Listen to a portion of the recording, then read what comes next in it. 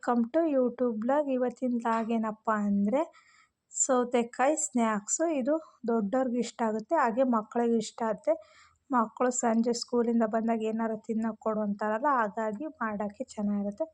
ಒಂದು ಸೌತೆಕಾಯಿ ತಗೊಂಡು ಸೈಡಲ್ಲಿ ಆ ಕಡೆ ಈ ಕಡೆ ಕೊಯ್ದು ಬಿಟ್ಟು ವಿಷ ಇರುತ್ತೆ, ಹಾಗಾಗಿ ಈ ವಿಷ ಎಲ್ಲ ತೆಗಿಬೇಕು, ಇಲ್ಲಾಂದರೆ ಕಹಿ ಆಗುತ್ತೆ ಮಕ್ಕಳಿಗೆ, ಹಾಗೆ ದೊಡ್ಡವ್ರಿಗಾದ್ರೂ ಅಷ್ಟೇ ಕಹಿ ಆಗುತ್ತೆ, ಹಾಗಾಗಿ ತಿನ್ನೋಕ್ಕಾಗಲ್ಲ.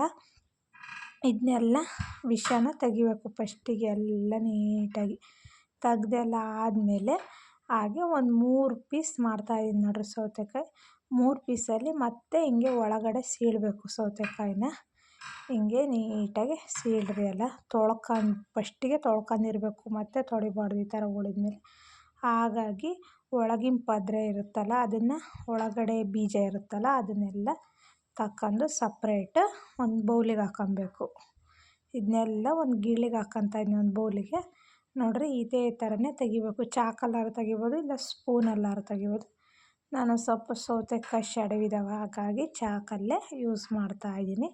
ಹಿಂಗೆಲ್ಲ ನೀಟಾಗಿ ಅಷ್ಟನ್ನ ತಗೊಬೇಕು. ನೋಡಿರಿ ಕೈಯಲ್ಲೂ ಬರ್ತಾಯಿದೆ, ಕೈಯಲ್ಲೂ ಬರುತ್ತೆ, ಹಾಗಾಗಿ ನೋಡಿರಿ ಕೈಯಲ್ಲಿ ತೆಗೆದ್ರೆ ಬರೋದೇ ಇಲ್ಲ, ಹಾಗಾಗಿ ಹಿಂಗೆ ಚಾಕಲ್ಲೇ ತೆಗೀರಿ. ಚೆನ್ನಾಗಿ ಎಲ್ಲ ತಗೊಬೇಕು ಫಸ್ಟಿಗೆ. ನೋಡಿರಿ ಒಂದೊಂದೇ ಎಲ್ಲ ನೀಟಾಗಿ ಬೀಜ ಇಲ್ದಂಗೆ ಬರೀ ಸಿಪ್ಪೆ ಇರಬೇಕು ಅದು ಸೌತೆಕಾಯಿ, ಆ ಥರ ಎಲ್ಲ ನೀಟಾಗಿ ತಗೊಬೇಕು. ನೋಡಿರಿ ಈಗೆಲ್ಲ ತಗೊತಾ ಇದ್ದೀನಿ ಒಂದೊಂದೇ. ಹಾಗೆ ತಗೊಂಡಾದ್ಮೇಲೆ ನೋಡಿರಿ ಈ ಥರ ಕೈಯಲ್ಲೂ ತೆಗಿಬೋದು, ಕೈಯಲ್ಲಾದರೆ ಬೀಜ ಎಲ್ಲ ಹೊರಗಡೆ ಸಿಡಿರುತ್ತೆ, ಹಾಗಾಗಿ ಚಾಕಲ್ಲೇ ಸ್ಪೂನಲ್ಲಿ ಯೂಸ್ ಮಾಡ್ಬೋದು. ಇದನ್ನೆಲ್ಲ ತಗೊಂಡಾದ್ಮೇಲೆ ನೋಡಿ ಈ ಥರ ಎಲ್ಲ ತೆಗಿಬೇಕು. ನೋಡಿರಿ ಈ ಥರ ನೀಟಾಗಿ ಮಾಡ್ಕೊಂಡು ಸೈಡಿಗೆ ಎತ್ಕೊಂಡು ಈ ಸೌತೆಕಾಯಿ ಬೀಜ ಇರುತ್ತಲ್ಲ, ಇದನ್ನ ಕೈಯಲ್ಲೇ ಮ್ಯಾಶ್ ಮಾಡಬೇಕು. ಈ ಕೈಯಲ್ಲೇ ಹಿಂಗೆಲ್ಲ ಬೀಜ ಎಲ್ಲ ಕೈಯಲ್ಲೇ ಹಿಂಗೆ ಕಿವುಚು ಥರ ಮ್ಯಾಶ್ ಮಾಡ್ತಾಯಿದ್ದೀನಿ. ನೋಡಿರಿ ಕೈಯಲ್ಲಿ ಬೀಜ ಎಲ್ಲ ಮ್ಯಾಶ್ ಆಗ್ತಾಯಿದೆ, ಒಂದೊಂದು ಶಡವಿದೆ, ಹಾಗಾಗಿ ಹಿಂಗೆಲ್ಲ ನೀಟಾಗಿ ಮ್ಯಾಶ್ ಮಾಡಿದ್ಮೇಲೆ ಇದಕ್ಕೆ ತುರಿದಿರೋ ಅಂಥ ಫಸ್ಟಿಗೆ ಟೊಮೊಟೊ ಹಾಕ್ತಾಯಿದ್ದೀನಿ. ಟೊಮೊಟೊ ಹಾಕಿದ್ಮೇಲೆ ಹಾಗೆ ಈರುಳ್ಳಿ, ಸಣ್ಣದಾಗಿ ಹೆಚ್ಚಿರೋ ಈರುಳ್ಳಿ, ಹಾಗೆ ತುರಿದಿರೋ ಅಂಥ ಕ್ಯಾರೆಟು ಸ್ವಲ್ಪ ಜಾಸ್ತಿ ಹಾಕೊಳ್ರಿ. ಹಾಗೆ ಕೊತ್ತಂಬರಿ ಸೊಪ್ಪು ಹಾಕ್ಕೊತಾ ಇದ್ದೀನಿ.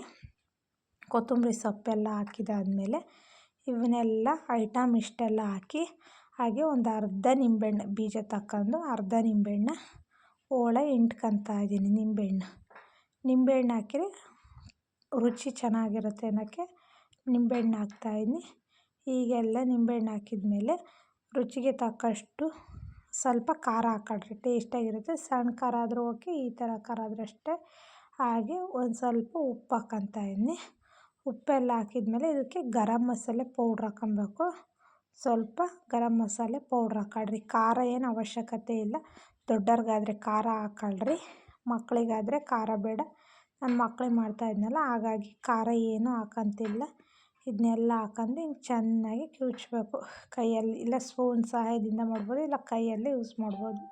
ಹಿಂಗೆಲ್ಲ ನೀಟಾಗಿ ಎಲ್ಲ ಹಿಂಗೆ ಆದಮೇಲೆ ಹಾಗೆ ನೋಡಿರಿ ಉಪ್ಪು ಖಾರ ಎಲ್ಲ ಹೊಂದಾಣ್ಕೊಬೇಕು. ಅಲ್ಲೇ ತನಕ ಚೆನ್ನಾಗಿ ಮಿಕ್ಸ್ ಮಾಡಿರಿ. ಈಗೆಲ್ಲ ಉಪ್ಪು ಖಾರ ಹೀಗೆಲ್ಲ ಮಿಕ್ಸ್ ಆದಮೇಲೆ ಹಾಗೆ ಸೌತೆಕಾಯಿ ಒಳಗೆ ಹಿಂಗೆ ಇಡಬೇಕು. ಸೌತೆಕಾಯಿ ಒಳಗಡೆ ಭಾಗದಲ್ಲಿ ನೀಟಾಗಿ ಒಳಗೆ ಇಡಬೇಕು.